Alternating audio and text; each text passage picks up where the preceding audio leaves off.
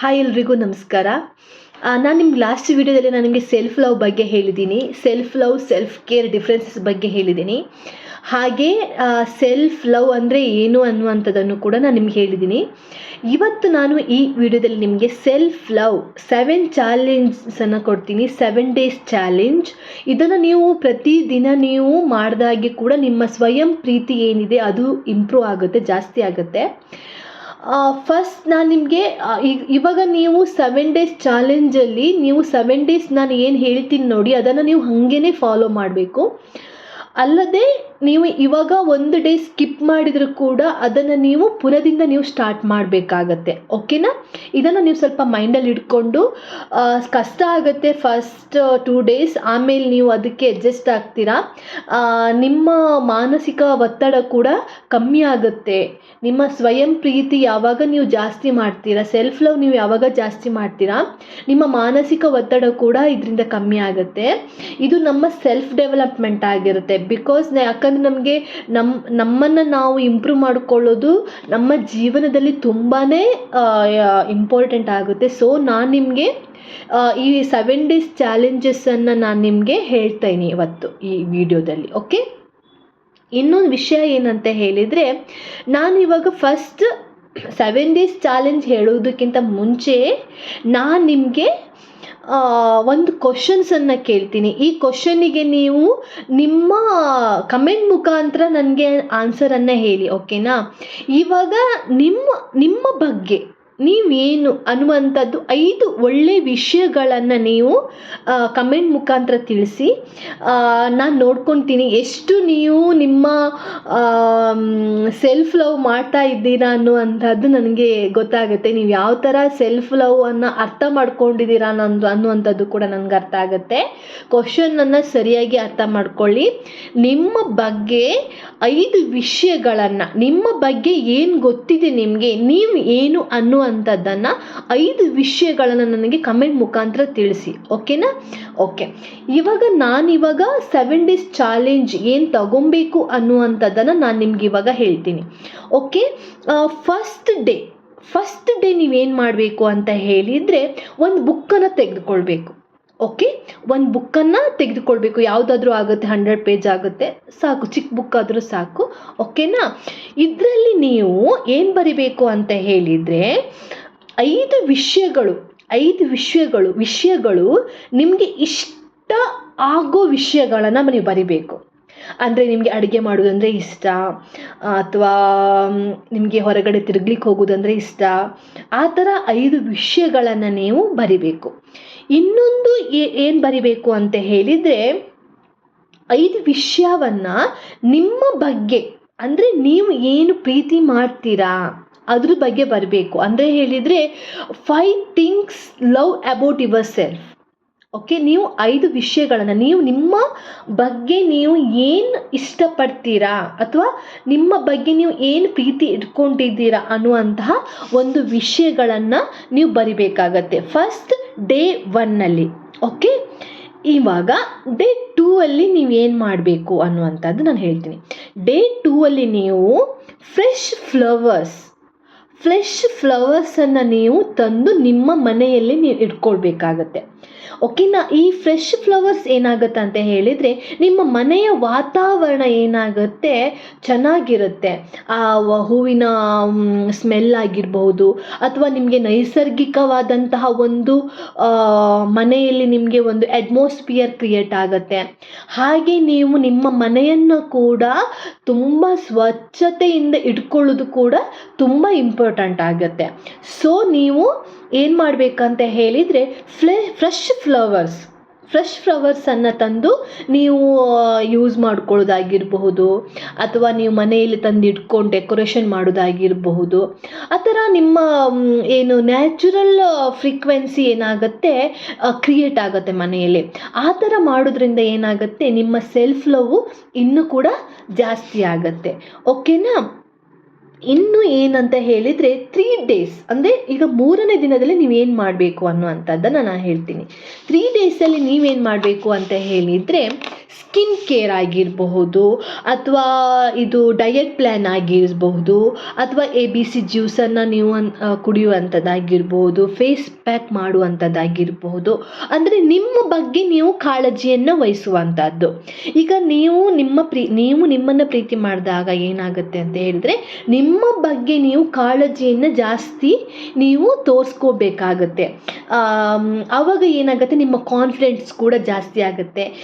ನೀವು ಇವಾಗ ಏನು 3 ಡೇಸ್ ಚಾಲೆಂಜಲ್ಲಿ ಏನೆಲ್ಲ ನೀವು ಇವಾಗ ಅಪ್ಲೈ ಮಾಡ್ಕೊತಾ ಇದ್ದೀರಾ ನಿಮ್ಮ ಲೈಫಲ್ಲಿ, ಸ್ಕಿನ್ ಕೇರ್ ಆಗಿರಬಹುದು, ಅಥವಾ ಡಯಟ್ ಪ್ಲ್ಯಾನ್ ಆಗಿರಬಹುದು, ಅಥವಾ ಯೋಗ ಮಾಡೋದಾಗಿರ್ಬೋದು, ಧ್ಯಾನ ಮಾಡೋದಾಗಿರ್ಬೋದು, ಅದೇನಾಗುತ್ತೆ ಅಂತ ಹೇಳಿದರೆ ನಿಮಗೆ ತುಂಬ ಹೆಲ್ಪ್ ಆಗುತ್ತೆ. ಈ 7 ಡೇಸ್ ಚಾಲೆಂಜಲ್ಲಿ ನೀವು ಏನು ಮಾಡಬೇಕು ಅಂದರೆ ನಿಮ್ಮ ದೇಹವನ್ನು ನೀವು ದಂಡಿಸಬೇಕು. ಯೋಗ ಮಾಡೋದು, ಅಥವಾ ಧ್ಯಾನ ಮಾಡುವಂಥದ್ದು, ಜಿಮ್ಮಿಗೆ ಹೋಗುವಂಥದ್ದು, ವಾಕಿಂಗ್ ಮಾಡುವಂಥದ್ದು, ಇದು ನಿಮಗೆ ತುಂಬ ಈ ಸೆಲ್ಫ್ ಲವಲ್ಲಿ ತುಂಬಾ ನಿಮಗೆ ಸಹಾಯ ಆಗುತ್ತೆ.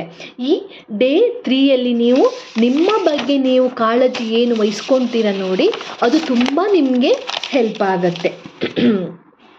ಈಗ ಡೇ 4ಅಲ್ಲಿ ಏನು ಮಾಡಬೇಕು ಅನ್ನುವಂಥದ್ದು, ಡೇ 4ಅಲ್ಲಿ ನೀವು ಸೆಲ್ಫ್ ಜನರಲಿಂಗ್. ಓಕೆ, ಇವಾಗ ನಿಮಗೆ ಏನೋ ಒಂದು ವಿಷಯಗಳಿರುತ್ತೆ, ಅಂದರೆ ಲೈಕ್ ತುಂಬ ಮನಸ್ಸಿಗೆ ನೋವಾಗಿರುವಂಥದ್ದಾಗಿರ್ಬೋದು, ಅಥವಾ ಮನಸ್ಸಿಗೆ ತುಂಬ ನಿಮ್ಗೆ ಯಾರೋ ಒಂದು ಚಿಕ್ಕ ವಯಸ್ಸಲ್ಲಿರುವಾಗ, ಅಥವಾ ನಿಮ್ಮ ಫ್ರೆಂಡ್ಸ್ ಆಗಿರ್ಬೋದು, ನಿಮ್ಮ ಫ್ಯಾಮಿಲಿ ಆಗಿರ್ಬೋದು, ನಿಮ್ಮ ರಿಲೇಟಿವ್ಸ್ ಆಗಿರಬಹುದು, ನಿಮಗೆ ಅವಮಾನ ಮಾಡಿರ್ತಾರೆ. ಆ ಅವಮಾನದಿಂದ ನೀವೇನಾಗಿರ್ತೀರ, ಫುಲ್ ಡಿಸ್ಟರ್ಬ್ ಆಗಿರ್ತೀರ. ಇಲ್ಲ ನೀವೇನಾಗುತ್ತಂದರೆ ನಿಮಗೆ ಯಾವಾಗ ಕೂತ್ಕೊಳ್ತೀರಾ, ನಿಂತ್ಕೊಳ್ತೀರಾ, ಅಥವಾ ಮಲಗಿದಾಗ ಏನಾಗುತ್ತೆ, ಆ ವಿಷಯಗಳು ಏನಾಗುತ್ತೆ ನಿಮಗೆ ತುಂಬಾ ಡಿಸ್ಟರ್ಬ್ ಮಾಡುತ್ತೆ. ಆ ಡಿಸ್ಟರ್ಬ್ ಮಾಡೋದನ್ನು ನೀವೇನು ಮಾಡಬೇಕು, ಅವಾಯ್ಡ್ ಮಾಡಬೇಕು. ಆ ವಿಷಯವನ್ನು ನೀವು ಡೇ 4ಅಲ್ಲಿ ನೀವು ಬಿಡಬೇಕು. ಇಲ್ಲ, ನಾನು ಈ ಥರ ಆಲೋಚನೆ ಮಾಡಲ್ಲ ಅಂತ ಹೇಳಿ ನೀವು ನಿಮ್ಮ ಡಿಸಿಷನ್ ಮೇಲೆ ನಿಂತಾಗ ನಿಮ್ಮ ಮೇಲಿರುವ ಪ್ರೀತಿ ನಿಮಗೆ ಜಾಸ್ತಿ ಆಗುತ್ತೆ. ಓಕೆ, ಇದು ಏನಾಗುತ್ತೆ ಅಂತ ಹೇಳಿದರೆ ತುಂಬಾ ನಿಮಗೆ ಸಹಾಯ ಆಗುತ್ತೆ.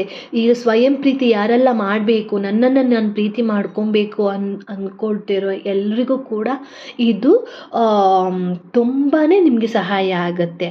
ಇನ್ನೊಂದೇನಂತ ಹೇಳಿದರೆ, ಈಗ ಡೇ 5ಅಲ್ಲಿ ನೀವು ಏನು ಮಾಡ್ಕೊಬೇಕು ಅನ್ನುವಂಥದ್ದು ನಾನು ಹೇಳ್ತೀನಿ. ಡೇ 5ಅಲ್ಲಿ ನೀವು ನಿಮ್ಮ ಬಗ್ಗೆ ನೀವು ಅಫರ್ಮೇಷನ್ ಮಾಡ್ಕೊಬೇಕು. ಅಫರ್ಮೇಷನ್ ಅಂತ ಹೇಳಿದರೆ, ಇವಾಗ ಕೆಲವ್ರು ಏನಾಗುತ್ತೆ ಅಂತ ಹೇಳಿದರೆ ಕಾನ್ಫಿಡೆನ್ಸೇ ಇರಲ್ಲ. ಒಂದು ಸ್ಟೇಜ್ ಫಿಯರ್ ಆಗಿರಬಹುದು, ಅಥವಾ ಅವರಿಗೆಲ್ಲ ವಿಷಯಗಳೆಲ್ಲ ಗೊತ್ತಿರುತ್ತೆ, ಬಟ್ ಅದು ರೀಚ್ ಮಾಡುವಂತಹ ಒಂದು ಕಾನ್ಫಿಡೆನ್ಸ್ ಇರುವುದಿಲ್ಲ. ಸೊ ನಿಮ್ಮ ಕಾನ್ಫಿಡೆನ್ಸನ್ನು ನೀವು ಇಂಪ್ರೂವ್ ಮಾಡ್ಕೊಬೇಕಾಗತ್ತೆ ಡೇ ಬೈ ಡೇ. ಈಗ ಫಾರ್ ಎಕ್ಸಾಂಪಲ್, ಇವಾಗ ನೀವು ಕನ್ನಡಿ ಮುಂದೆ ನಿಂತಾಗ ನಿಮ್ದು ಏನು ನೆಗೆಟಿವ್ ಥಾಟ್ಸ್ಗಳೆಲ್ಲ ಏನಿರುತ್ತೆ ಅದನ್ನೆಲ್ಲ ರಿಜೆಕ್ಟ್ಸ್ ಮಾಡಿ, ನೀವೀಗ ಫಾರ್ ಎಕ್ಸಾಂಪಲ್ ನೀವು ತುಂಬ ದಪ್ಪ ಇರ್ತೀರಾ, ಅಥವಾ ತುಂಬ ಕಪ್ಪಾಗಿರ್ತೀರಾ, ನಿಮ್ಮ ಬಗ್ಗೆ ಯಾಸ್ ಯು ಆರ್ ಬ್ಯೂಟಿಫುಲ್, ನೀವು ತುಂಬ ಚೆನ್ನಾಗಿ ಕಾಣಿಸ್ತಾ ಇದೆಯಾ, ಆ ಥರ ನೀವು ನಿಮಗೆ ನೀವೇ ಮೋಟಿವೇಟ್ ಮಾಡ್ಕೊಬೇಕಾಗತ್ತೆ. ಇವಾಗ ಫಾರ್ ಎಕ್ಸಾಂಪಲ್ ಏನಾಗುತ್ತೆ ಅಂತ ಹೇಳಿದರೆ, ನಿಮ್ಮ ಬಗ್ಗೆ ಯಾರಾದರೂ ನೆಗೆಟಿವ್ ಆಗಿ ಮಾತಾಡ್ತಾರೆ, ನೀ ದಪ್ಪ ಇದೆಯಾ, ನೀನು ನೋಡ್ಲಿಕ್ಕೆ ಚೆನ್ನಾಗಿಲ್ಲ, ಅಥವಾ ನೀನು ಕಪ್ಪಾಗಿದೆಯಾ, ನಿನ್ನ ಮುಖದಲ್ಲಿ ತುಂಬ ಪಿಂಪಲ್ಸ್ ಇದೆ, ನೀನು ಹಂಗಿದೆಯಾ, ಈ ಥರ ಇದೆಯಾ ಅನ್ನುವಂಥದ್ದನ್ನು ನಿಮ್ಮ ತಲೆಗೆ ತುಂಬಿಡ್ತಾರೆ ಅಲ್ವಾ. ಸೊ ನೀವೇನು ಮಾಡಬೇಕು ಅಂತ ಹೇಳಿದರೆ ನೀವು ಕನ್ನಡಿ ಮುಂದೆ ನಿಂತಾಗ ನಿಮ್ಮ ಬಗ್ಗೆ ನೀವು ಮಾತಾಡಬೇಕು. ಯು ಆರ್ ಸೋ ಬ್ಯೂಟಿಫುಲ್, ನೀವು ತುಂಬ ಚೆನ್ನಾಗಿ ಕಾಣಿಸ್ತಾ ಇದೆಯಾ ಅನ್ನುವಂಥದ್ದು ನಿಮಗೆ ನೀವು ಹೇಳ್ತಾ ಇದ್ದಾಗ ನೀವೇನಾಗುತ್ತಂದರೆ ಆಟೋಮೆಟಿಕ್ ನೀವು ಚೆನ್ನಾಗಿ ಕಾಣಲಿಕ್ಕೆ ಸ್ಟಾರ್ಟ್ ಮಾಡ್ತೀರಾ. ಜನರು ಕೂಡ ನಿಮ್ಮನ್ನು ರೆಕಗ್ನೈಸ್ ಮಾಡಲಿಕ್ಕೆ ಸ್ಟಾರ್ಟ್ ಮಾಡ್ತಾರೆ. ಓಕೆನಾ. ಫಸ್ಟ್ ನೀವೇನು ಮಾಡಬೇಕು ಅನ್ನುವಂಥದ್ದು, ನಿಮ್ಮಲ್ಲಿರುವ ನೆಗೆಟಿವಿಟಿ ಏನಿದೆ ಅದನ್ನು ನೀವು ಕಳಚಿ ಬಿಸಾಡಬೇಕು. ಫಸ್ಟ್ ಆಫ್ ಆಲ್ ನಿಮ್ಮ ನೆಗೆಟಿವನ್ನು ನೀವು ತೆಗೆದುಕೊಂಡಾಗ ಮೂರನೇ ವ್ಯಕ್ತಿ, ನಿಮ್ಮ ಅಪೋಸಿಟ್ ಇರುವ ವ್ಯಕ್ತಿ ಕೂಡ ನಿಮ್ಮ ಬಗ್ಗೆ ನೆಗೆಟಿವ್ ಆಗಿ ಮಾತಾಡಿದಾಗ ನಿಮಗೆ ಏನೂ ಆಗಲ್ಲ. ನಿಮಗೇನು ಕಾನ್ಫಿಡೆಂಟ್ ಲೆವೆಲ್ ಏನಿರುತ್ತೆ ಅದು ಲೋ ಆಗಲ್ಲ. ಓಕೆನಾ. ಸೊ ನಾನು ಅದಕ್ಕೆ ಹೇಳ್ತಿರೋದು, ನಿಮ್ಮ ಕಾನ್ಫಿಡೆನ್ಸನ್ನು ನೀವು ಇಂಪ್ರೂವ್ಮೆಂಟ್ ಮಾಡ್ಕೊಬೇಕಾದ್ರೆ ಡೈಲಿ ನೀವು ನಿಮ್ಮ ಕನ್ನಡಿ ಎದುರು ನಿಂತುಕೊಂಡು ನೀವು ಮಾತಾಡಿ. ಏನೂ ಆಗಲ್ಲ, ಏನೂ ಆಗಲ್ಲ. ಏನಾಗುತ್ತೆ ಆವಾಗ, ನಿಮ್ಮ ಸೆಲ್ಫ್ ಕಾನ್ಫಿಡೆನ್ಸ್ ಏನಾಗುತ್ತೆ, ಜಾಸ್ತಿ ಆಗುತ್ತೆ. ನಿಮ್ಮ ಸೆಲ್ಫ್ ಲವ್ ಜಾಸ್ತಿ ಆದಾಗ ಏನಾಗುತ್ತೆ ಅಂತ ಹೇಳಿದರೆ, ನಮ್ಮಲ್ಲಿ ಒಂದು ಲವ್ ಹಾರ್ಮೋನ್ಸ್ ಅಂತ ಒಂದಿದೆ, ಅದು ಆ್ಯಕ್ಟಿವೇಟ್ ಆಗಿ ನಿಮ್ಮ ಸ್ಕಿನ್ ಆಗಿರ್ಬೋದು ಎಲ್ಲನೂ ಗ್ಲೋ ಆಗಿ ಇವಾಗ ಲುಕಿಂಗ್ ಸೊ ಬ್ಯೂಟಿಫುಲ್ ಆ ಥರ ಎಲ್ಲ ಆಗುವಂತಹ ಚಾನ್ಸಸ್ ಕೂಡ ಈ ಸೆಲ್ಫ್ ಲವಲ್ಲಿದೆ. ಓಕೆ. ಇನ್ನೊಂದು ಡೇ 6 ನೀವು ಏನು ಮಾಡ್ಕೊಳ್ಬೇಕು ಅನ್ನುವಂಥದ್ದು ನಾನು ಹೇಳ್ತೀನಿ. ಇವಾಗ ಏನು ಮಾಡ್ತಾರೆ ಅಂದರೆ, ನಾವು ಇವಾಗ ಕ್ಯಾಶುವಲ್ ಟಾಕ್, ಇವಾಗ ನಾವೀಗ ಆಫೀಸಿಗೆ ಹೋಗ್ತಿರ್ಬೋದು ಅಥವಾ ಕಾಲೇಜ್ ಹೋಗ್ತಾ ಇರಬಹುದು ಅಥವಾ ನಮ್ಮ ನೇಬರ್ಸ್ ಹತ್ರ ನಾವು ಮಾತಾಡ್ತಿರುವಾಗ ನಾವೇನು ಮಾಡ್ತೀವಿ ಅಂತ ಹೇಳಿದರೆ, ಇನ್ನೊಬ್ಬರ ಬಗ್ಗೆ ನಾವು ಕಂಪ್ಲೇಂಟನ್ನು ಹೇಳಲಿಕ್ಕೆ ಸ್ಟಾರ್ಟ್ ಮಾಡ್ತೀವಿ ಅಲ್ವಾ. ಸೊ ಇಂತಹ ಕಂಪ್ಲೇಂಟನ್ನು ನಾವು ಹೇಳುವಂಥದ್ದು, ದೂರುಗಳನ್ನು ಹೇಳುವಂಥದ್ದು, ಅವ್ರು ಹಾಗೆ ಮಾಡಿದರು, ಇವರು ಹೀಗೆ ಮಾಡಿದರು ಅನ್ನುವಂತಹ ಒಂದು ನೆಗೆಟಿವ್ ಮೈಂಡ್ಸೆಟ್ ಏನಿರುತ್ತೆ ನಮ್ಮ ಹತ್ರ, ಆ ಬಗ್ಗೆ ನಾವು ಯಾವಾಗಲೂ ನಾವು ಮಾತಾಡಬಾರ್ದು. ಯಾವುದೇ ಇವಾಗ ಫಾರ್ ಎಕ್ಸಾಂಪಲ್ ನಿಮ್ಮ ಎದುರುಗಡೆ ನಿಮ್ಮ ನೇಬರ್ಸ್, ನಿಮ್ಮ ಫ್ರೆಂಡ್ಸ್ ಇನ್ನೊಬ್ಬರ ಬಗ್ಗೆ ನೆಗೆಟಿವ್ ಆಗಿ ಮಾತಾಡ್ತಾ ಇದ್ದಾರೆ ಅಂತ ಇದ್ದರೆ, ನೀವು ಆ ಜಾಗದಿಂದ ಎದ್ದು ಬನ್ನಿ, ಏನು ಮಾತಾಡದೆ ಎದ್ದು ಬನ್ನಿ. ಯಾಕಂದರೆ ಆ ನೆಗೆಟಿವಿಟಿ ಏನಾಗುತ್ತೆ ಅಂದರೆ, ನಾವು ಧ್ಯಾನದಲ್ಲಿ ಕೂತ್ಕೊಂಡಾಗ ನಮ್ಮ ಮೈಂಡ್ಸೆಟ್ಟಲ್ಲಿ ಅದೇ ಓಡ್ತಾ ಇರುತ್ತೆ. ಅರ್ಥ ಆಯಿತು ನಿಮಗೆ? ಆವಾಗ ಏನಾಗುತ್ತೆ ಅಂತ ಹೇಳಿದರೆ, ನಾವು ಡಿಸ್ಟರ್ಬ್ ಆಗ್ತೀವಿ ಈ ವಿಷಯದಿಂದ. ಓಕೆ. ಸೊ ನಾವು ಏನು ಮಾಡಬೇಕು ಅನ್ನುವಂಥದ್ದಂತ ಹೇಳಿದರೆ, ಈ ನೆಗೆಟಿವಿಟಿಯಿಂದ ನಾವು ಹೊರಗಡೆ ಬರಬೇಕು. ಯಾರೆಲ್ಲ ಕಂಪ್ಲೇಂಟ್ಸ್ ಮಾತಾಡ್ತಾರೆ ಅವ್ರ ಹತ್ರ ನಾವು ಯಾವಾಗಲೂ ಸ್ವಲ್ಪ ಡಿಸ್ಟೆನ್ಸನ್ನು ಮೇಂಟೈನ್ ಮಾಡೋದನ್ನು ನಾವು ಕಲ್ತ್ಕೊಂಡಿರಬೇಕು. ಓಕೆ. ಇನ್ನೊಂದು ವಿಷಯ, ನೀವು ಹೇಗೆ ದೂರನ್ನು ಮಾತನಾಡಬಾರ್ದು, ಹಾಗೆ ನೀವು ಕೂಡ ನೆಗೆಟಿವ್ ಆಗಿ ನಿಮ್ಮ ಬಗ್ಗೆ ಕೂಡ ನೀವು ಮಾತಾಡ್ಕೊಬಾರ್ದು. ಓಕೆ. ಇವಾಗ ಫಾರ್ ಎಕ್ಸಾಂಪಲ್ ನಾನು ಹೇಳ್ತೀನಿ, ಇವಾಗ ಕೆಲ ವ್ಯಕ್ತಿಗಳು ಏನಾಗುತ್ತೆ ಅಂತ ಹೇಳಿದರೆ, ಇಲ್ಲ ನನ್ನಿಂದ ಆಗಲ್ಲ, ನಂಗೆ ತುಂಬ ಕಷ್ಟ ಆಗುತ್ತೆ, ಯಾವುದೇ ಒಂದು ವರ್ಕ್ ಆಗಿರಬಹುದು ಅಥವಾ ಯಾವುದೇ ಒಂದು ವ್ಯಕ್ತಿನ ಮರೀಲಿಕ್ಕೆ ಸಾಧ್ಯ ಆಗದೆ ಅಂತಹ ಒಂದು ಸಿಚುವೇಶನ್ಸ್ ಇರ್ಬೋದು, ಅಥವಾ ಅದು ಯಾವುದೇ ಸಿಚುವೇಶನ್ ಇರಲಿ, ಏನೇ ಇರಲಿ. ಓಕೆ. ನಿಮ್ಮ ಬಗ್ಗೆ ನೀವು ನೆಗೆಟಿವ್ ಆಗಿ ಮಾತಾಡ್ಕೊಂಡು, ನಿಮಗೆ ನೀವು ನೆಗೆಟಿವ್ ಆಗಿ ಮಾತಾಡ್ಕೊಂಡಾಗ ಏನಾಗುತ್ತೆ, ಸಬ್ಕಾನ್ಷಿಯಸ್ ಮೈಂಡಲ್ಲಿ ಅದು ಸೇವ್ ಆಗುತ್ತೆ. ಸೊ ಅದಕ್ಕೆ ನಾನು ಹೇಳ್ತಿರೋದು, ನಿಮ್ಮ ಬಗ್ಗೆ ನೀವು ಯಾವುದೇ ಕಾರಣಕ್ಕೂ ನಿಮ್ಮ ಬಗ್ಗೆ ನೀವು ಕೆಟ್ಟದಾಗಿ ಮಾತಾಡಬೇಡಿ.